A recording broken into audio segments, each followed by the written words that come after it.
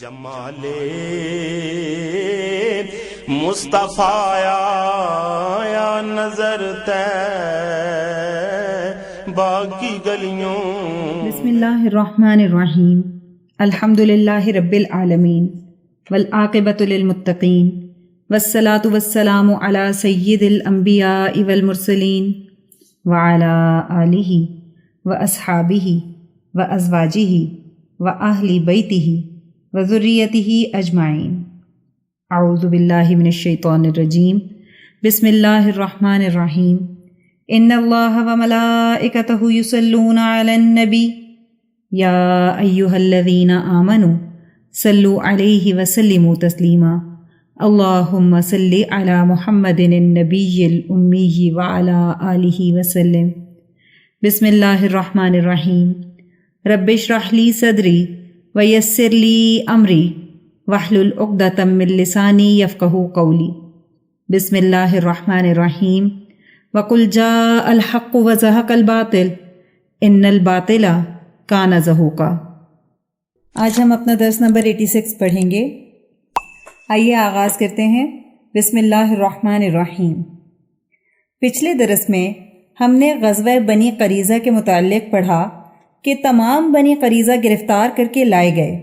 عورتوں اور بچوں کے علاوہ مردوں کی تعداد تقریباً 700 تھی. خندقیں کھدوائی گئیں اور 2-2 4-4 یہودیوں کو ان خندقوں میں ڈال کر گردن اڑا دی جاتی. ان کے بچوں اور عورتوں کو غلام بنا لیا گیا. اب ہماری پہلی ہیڈنگ ہے ہوئی ابن اخطب کا آخری کلام. ہوئی ابن اخطب یہ وہی بنو نذیر کا سردار ہے جس کے کہنے پر بنو قریظہ نے رسول اللہ صلی اللہ علیہ وآلہ وسلم سے معاہدہ توڑا. جب اس کو اللہ کے نبی صلی اللہ علیہ وآلہ وسلم کے سامنے لایا گیا تو وہ آپ صلی اللہ علیہ وآلہ وسلم کی طرف دیکھ کر کہنے لگا واللہ میں اپنے نفس کو آپ کی دشمنی پر ملامت نہیں کرتا، لیکن حق یہ ہے کہ خدا جس کی مدد نہ کرے اس کا کوئی مددگار نہیں. پھر اس نے لوگوں کی طرف دیکھا اور کہنے لگا اے لوگو، اللہ نے بنی اسرائیل کے لیے جو سزا مقدر کی تھی اور جو مصیبت ان کے لیے لکھ دی تھی وہ پوری ہوئی.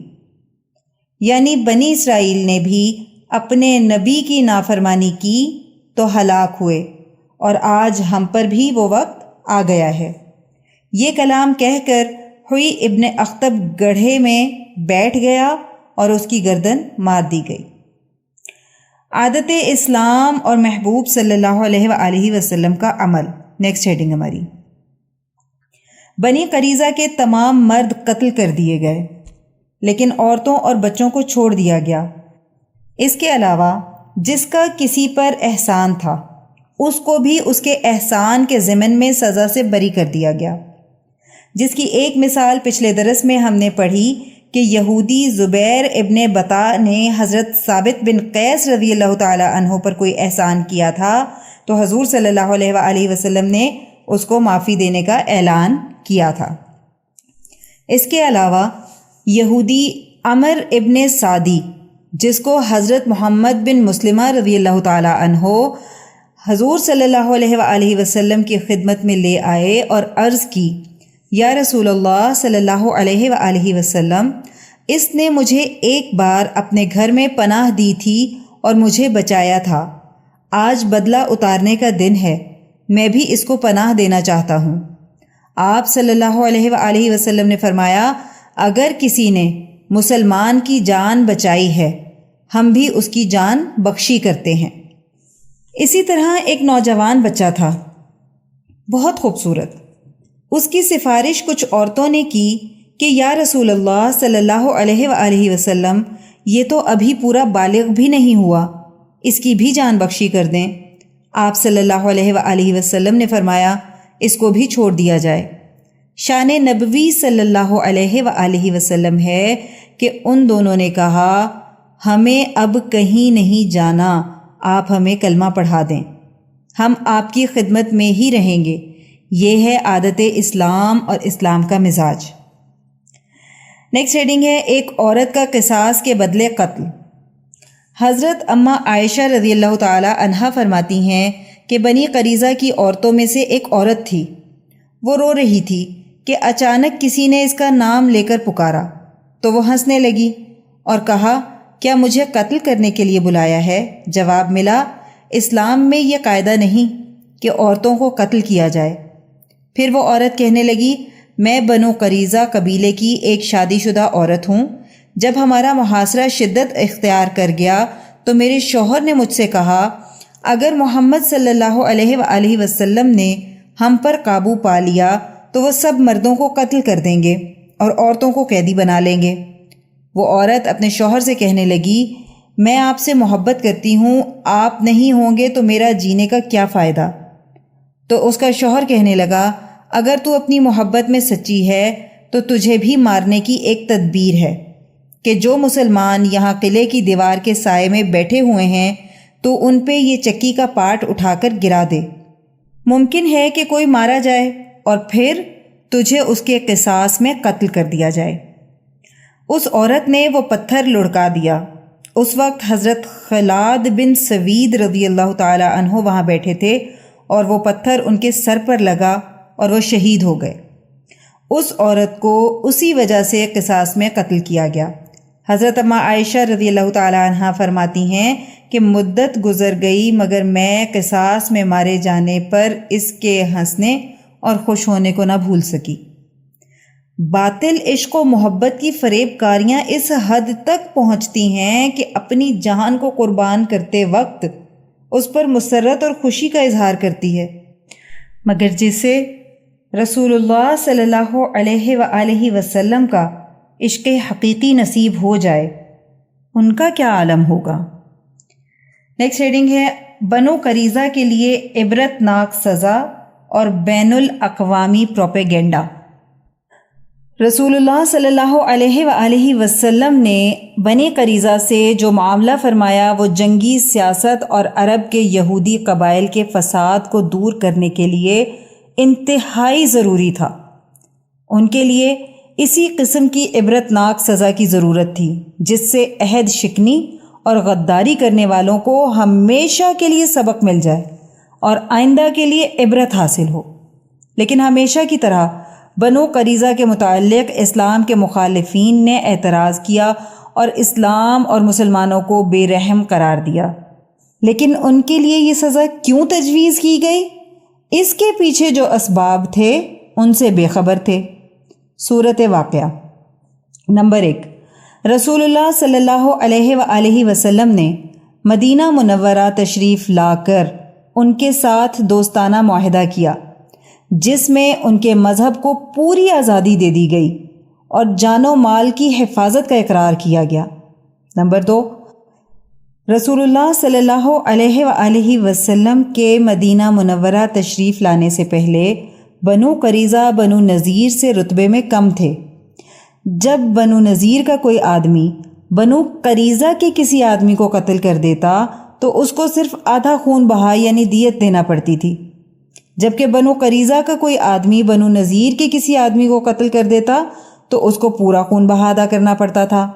رسول اللہ صلی اللہ علیہ وآلہ وسلم نے ان پر یہ احسان کیا کہ بنو قریظہ کا درجہ بنو نذیر کے برابر کر دیا۔ نمبر 3، رسول اللہ صلی اللہ علیہ وآلہ وسلم نے بنو نذیر کی جلاوطنی کے وقت بنو قریظہ سے دوبارہ معاہدے کی تجدید فرمائی۔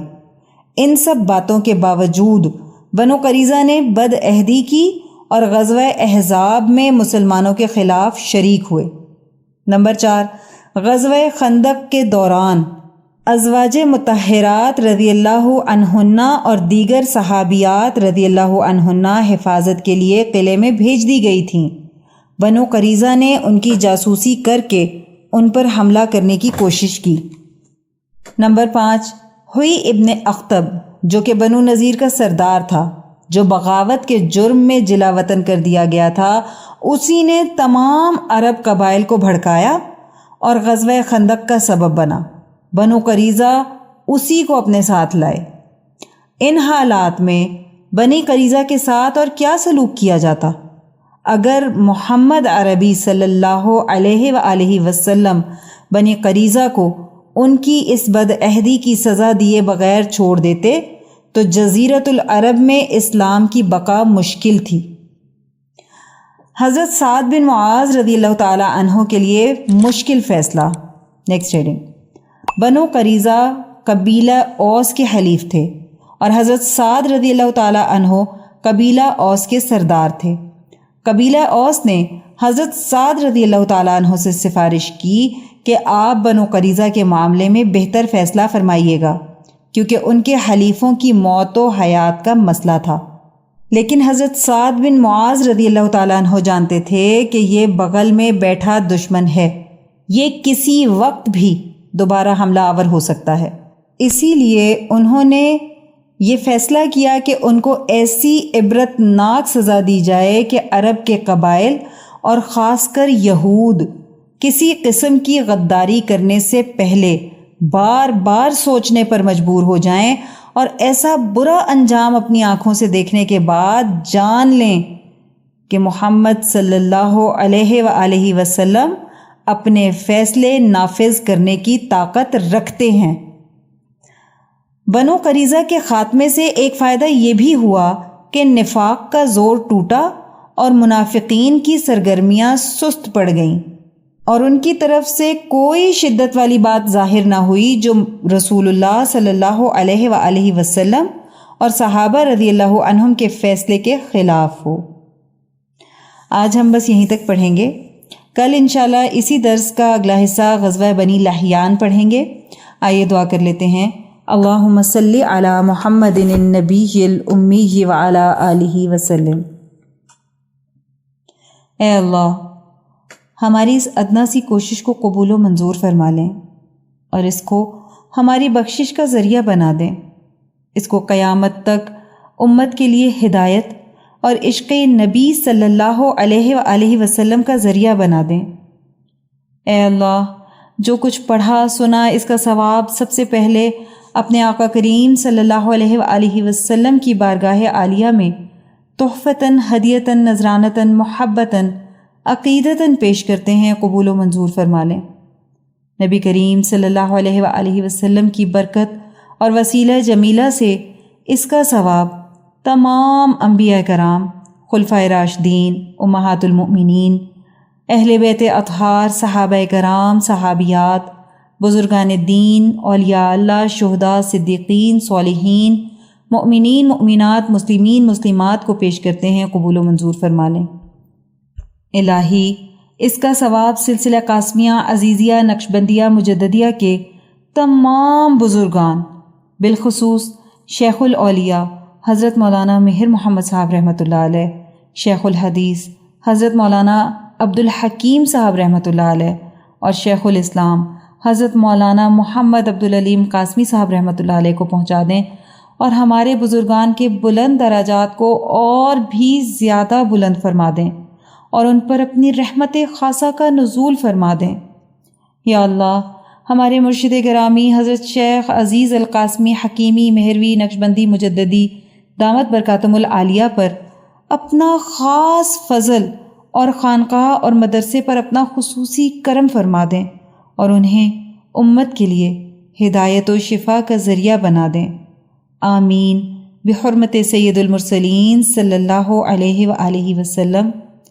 سبحان ربک رب العزت عما یصفون وسلام علی المرسلین والحمد للہ رب العالمین۔ جدھر دیکھی اسی ماہ مبیں کی چاندنی دیکھی۔